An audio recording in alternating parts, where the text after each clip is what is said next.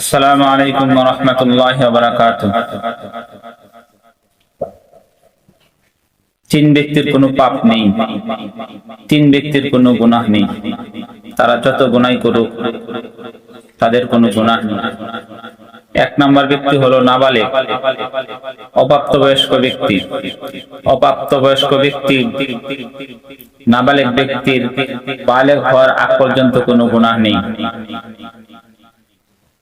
কারণ নাবালেগের উপর তার কোনো শরীয়ত নেই। আল্লাহ পাক রব্বুল আলামিন নাবালেগের উপর কোনো শরীয়ত আরোপিত করেন নাই।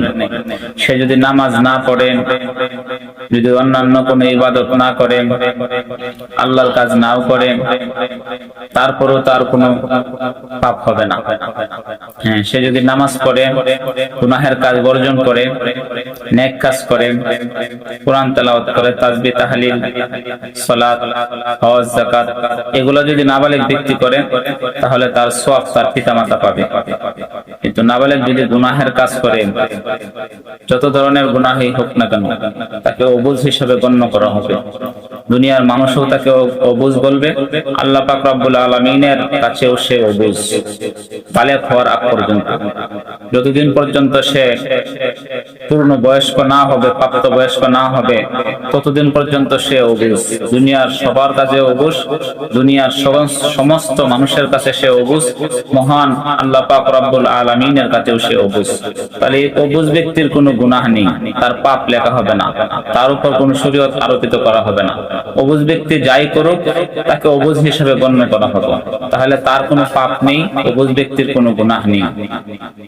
আর যদি সে নেক কাজ করে তাহলে তার সওয়াব পাবে তার পিতামাতা, অথবা পিতামাতা যদি না থাকে, সে অবুঝ শিশু যে নেক কাজটা করবে, যার কাছে থাকবে, যার তত্ত্বাবধানে সে থাকবে, তার তত্ত্বাবধানে থেকে যদি সে নেক কাজ করে তাহলে তার সবটুকুন সে পাবে এবং তার পিতামাতা পাবে। আর দ্বিতীয় নম্বর ব্যক্তি হলো ঘুমন্ত ব্যক্তি। ঘুমন্ত অবস্থায় কোনো পাপ নেই যতক্ষণ পর্যন্ত সে সজাগ না হবে। কারণ ঘুমন্ত ব্যক্তি কোনো কিছু বলতে পারে না, তার কোনো ক্ষমতা থাকে না। এমনকি শরীরের মধ্যে যদি মাছি, মশা, সাপ, বিচ্ছু এসে কামড় দেয়, তাহলে ঘুমন্ত ব্যক্তির তার কোনো সজাগ চেতন না থাকার কারণে সেগুলাকেও সে বারণ করতে পারে না, আটকাইতে পারে না, বাধা দিতে পারে না। এই জন্য ঘুমন্ত ব্যক্তি যতক্ষণ পর্যন্ত সজাগ না হবে ততক্ষণ পর্যন্ত তার পাপ। হ্যাঁ, যদি ঘুমন্ত ব্যক্তি ঘুমিয়ে যাওয়ার আগে যদি তার নিয়ত থাকে যে সে ভালো কাজ করবে, যেমন কোন ব্যক্তি যদি ফজরের নামাজের নিয়ত করে যে আমি আজকে ফজরের নামাজ পড়বো, এই অবস্থায় সে ঘুমিয়ে গেছে, কিন্তু সে নামাজ আদায় করতে পারে নাই, সকালবেলা উঠে দেখে ফজরের সময় চলে গেছে, তাহলে এই ব্যক্তির কোনো গুনাহ হবে না। কারণ তার নিয়ত ভালো ছিল, তার নিয়ত ছিল যে ফজরের নামাজ পড়বে, কিন্তু ঘুমের কারণে সে ফজরের নামাজ পড়তে পারে নাই। তাহলে এই নামাজ যে সে পড়তে পারলো না, এই জন্য তার কোনো গুনাহ হবে না। রাসূল সাল্লাল্লাহু আলাইহি ওয়াসাল্লাম কোন একদিন হযরত বিলাল রাদিয়াল্লাহু তাআলা আনহুকে নামাজে জাগিয়ে দেওয়ার কথা বলছিলেন, ফজরের নামাজে জাগিয়ে দেওয়ার কথা বলে সাহাবাদেরকে নিয়ে রাসূল সাল্লাল্লাহু আলাইহি ওয়াসাল্লাম ঘুমিয়ে পড়লেন। হযরত বিলাল রাদিয়াল্লাহু তাআলা আনহু কিছুক্ষণ জাগ্রত থাকার পরে তিনারও ঘুম ধরলো, হযরত বিলাল রাদিয়াল্লাহু তাআলা আনহু ঘুমিয়ে পড়লেন।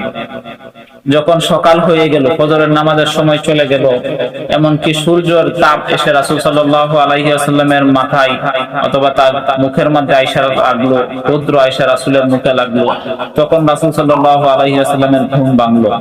বেলাল রাদিয়াল্লাহু তাআলা আনহু কে বললেন, বেলাল তুমি তো ঘুমানো, ঘুম থেকে আমাদেরকে জাগ্রত করার দায়িত্ব নিয়েছিলে, এখন তো ফজরের সময় চলে গেছে, কিন্তু রৌদ্র উঠে গেছে, তুমি তো জাগ্রত থাকতে পারলে না। হযরত বেলাল রাদিয়াল্লাহু তাআলা আনহু বললেন, ইয়া রাসূলুল্লাহ, আপনাকে যে জিনিস ধরেছে আমাকেও সেই জিনিস ধরেছে, অর্থাৎ আপনাকেও ঘুমে আক্রান্ত করেছে, আমাকে ঘুমে আক্রান্ত করে ফেলেছে। রাসূল সাল্লাল্লাহু আলাইহি ওয়াসাল্লাম বুঝতে পারেন, আমাকে মাফ করে দিন।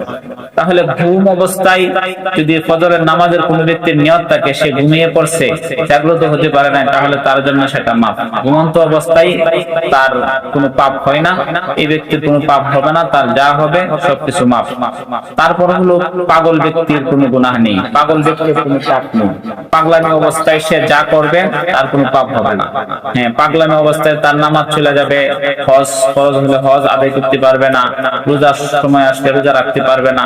সে যদি সুস্থ হয়ে যায়, পরবর্তীতে তার যে দিনগুলোতে সে পাগল ছিল এই দিনগুলা হিসাব করে রাখার পরে যখন সে সুস্থ হয়ে যাবে, সুস্থ হয়ে যাওয়ার পরে সেই আমলগুলা সে করে নেবে। যত ওয়াক্ত নামাজ গেছে, রোজা গেছে, যা তার পিছনে চলে গেছে সবগুলা সেই আমলগুলা সে সুস্থ হওয়ার পরে আদায় করে নেবে। আল্লাহ পাক রব্বুল আলামিন আমাদেরকে এই কর্মকাণ্ড থেকে হেফাজত করুন। আসসালামু আলাইকুম ওয়া রাহমাতুল্লাহি ওয়া বারাকাতুহু।